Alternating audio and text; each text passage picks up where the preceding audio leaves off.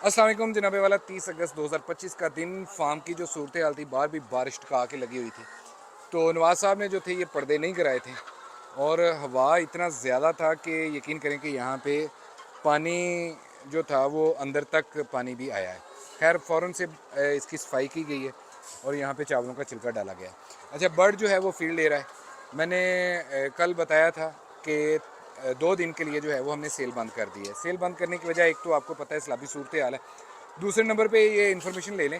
देखें, आप दोस्तों के पास बर्ड जाता है, आप कहते हैं यार बर्ड जो है वो फीड नहीं ले रहा। अच्छा, फीड आपने 13 नंबर डालनी है और पूरे टाइम के मुताबिक इसको फीड डालनी है। या परिंदा देख लें माशाल्लाह से।